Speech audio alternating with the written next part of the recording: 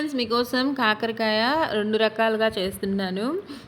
వెట్‌గా ఒకటి, డ్రైగా ఒకటి. డ్రైగా ఆల్రెడీ నా ఛానల్‌లో ఉంది.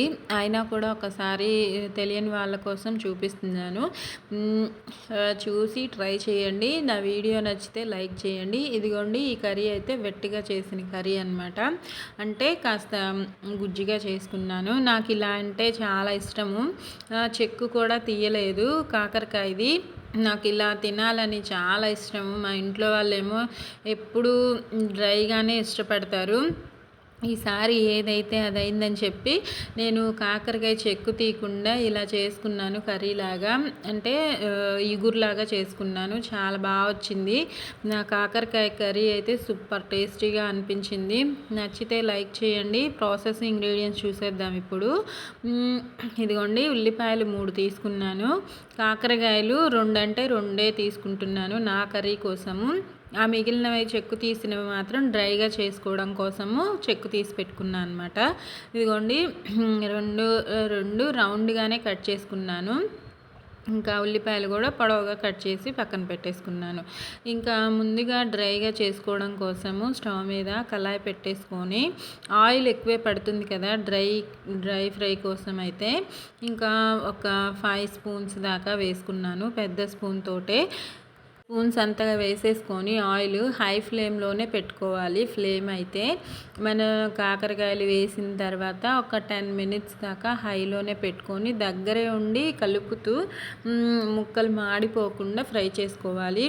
తర్వాత లో ఫ్లేమ్లోకి మార్చుకొని నిదానంగా ఫ్రై చేసుకోవాలి. అప్పుడు ఇవి బాగా గోల్డెన్ బ్రౌన్ కలర్ వచ్చి సూపర్ క్రిస్పీగా రెడీ అయిపోతాయి.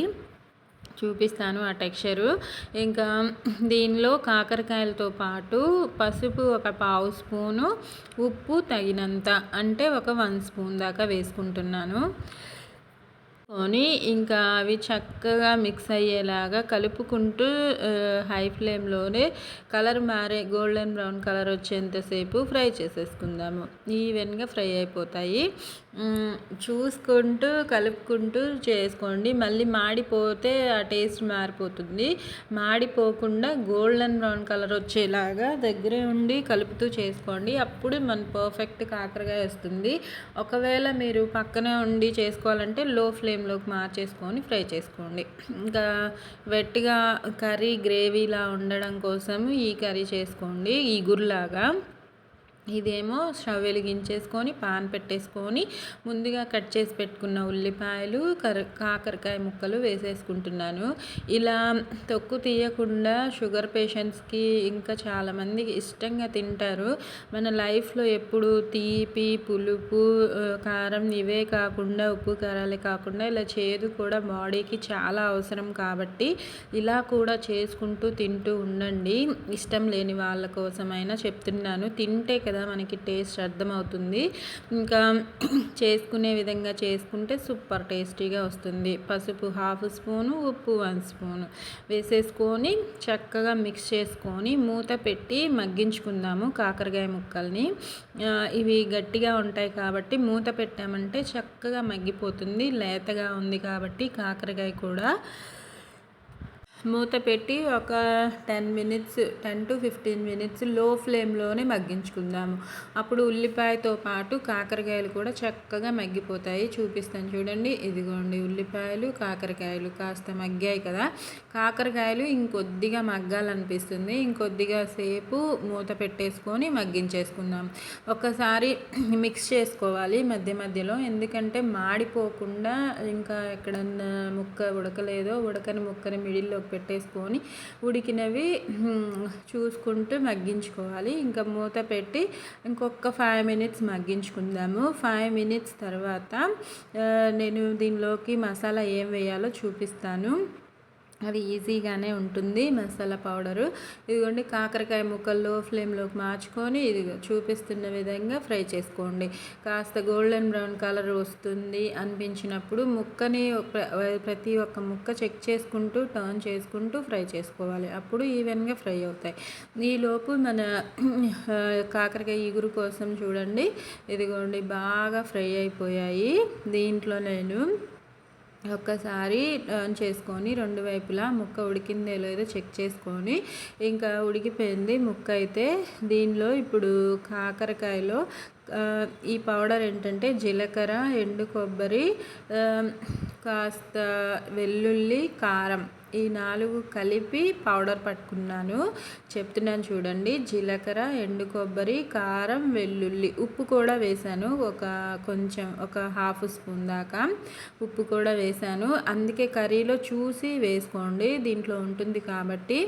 దీంతో పాటు కొద్దిగా వాటర్ వేస్తున్నాను. ఒక 2 టీ గ్లాసెస్ వాటర్ వేసుకుంటున్నాను. ఎందుకంటే మనకి ఇగుర్లా గ్రేవీలా రావాలి కాబట్టి వాటర్ వేసానమాట.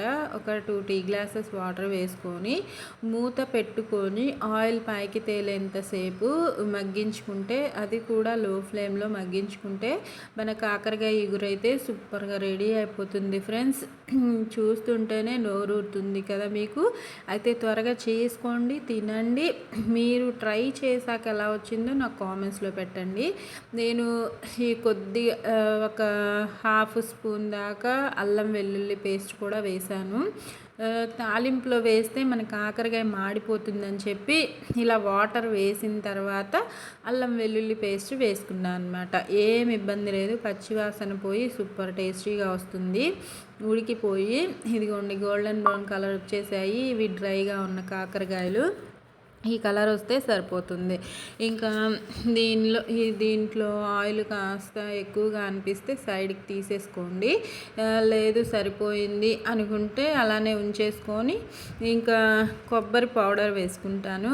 దీనికోసం అయితే ఎండు కొబ్బరి, ఎండుమిర్చి, ఎండు కొబ్బరి, ఉప్పు, వెల్లుల్లి ఇవి వేసుకుంటే సరిపోతుంది. ఒకవేళ ఎండుమిర్చి అప్పటికప్పుడు కుదరదు అనుకుంటే కారం వేసుకొని పట్టేసుకోండి. ఈ పౌడర్ మాత్రం ఇలా చేసుకోండి. ఇంకా వేసుకొని చక్కగా మిక్స్ చేసుకొని స్టవ్ ఆఫ్ చేసేయండి వెంటనే. ఈ పౌడర్ వేసిన వెంటనే స్టవ్ ఆఫ్ చేసేస్తే మన కాకరకాయలతో పాటు ఆ కారం కూడా రెడ్ కలర్లో ఉంటుంది. ఎక్కువసేపు ఉంచామంటే నల్లగా మాడిపోయే ఛాన్స్ ఉంటుంది కాబట్టి స్టవ్ ఆఫ్ చేసేసుకొని ఇలా కలిపేసుకుంటే మొత్తం ఈవెన్గా మిక్స్ అవుతుంది. ఆ పౌడర్ కూడా చక్కగా ఫ్రై అయినట్టు అవుతుంది. ఆ హీట్కి ఫ్రై అయిపోతుంది కొబ్బరి పౌడర్ కాబట్టి. ఎక్కువసేపు ఫ్రై అవ్వనవసరం లేదు. ఇంకా దీన్ని మూత పెట్టకుండా అలానే ఉంచేసుకోండి ఒక 15 మినిట్స్. అప్పుడు హీట్ తగ్గిన తర్వాత మూత పెట్టుకోండి. ఎందుకంటే మన ముక్కలు డ్రైగా ఉన్నాయి కాబట్టి మూత తీసే ఉంచుకోవాలి వేడి తగ్గేంత వరకు. వేడి మీద పెట్టామంటే మెత్తగా అయిపోతాయి. ఇదిగోండి మన ఇగురు కర్రీ అయితే రెడీ అయిపోయింది చూడండి. ఆయిల్ పైకి తేలింది కనిపిస్తుంది కదా, చక్కగా రెడీ అయిపోయింది కర్రీ అయితే. ఇలా కాకరకాయ ఇగురు కర్రీ ఎంతమందికి ఇష్టమో కామెంట్స్లో పెట్టండి. లాస్ట్ అండ్ ఫైనల్ కొత్తిమీరతో గార్నిష్ చేసుకొని వేడి వేడి అన్నంతో తిన్నా, చపాతీతో తిన్నా, దేంతో తిన్నా అద్దిరిపోతుందండి. చాలా బాగా వచ్చింది కర్రీ అయితే. నేను చెప్పడం కాదు చూడండి, ఈ గుజ్జు ఉంటే సరిపోతుంది. మనకి అన్నంలో కలుపుకోవడానికైనా మనం చపాతీలో తినడానికైనా సరిపోతుంది.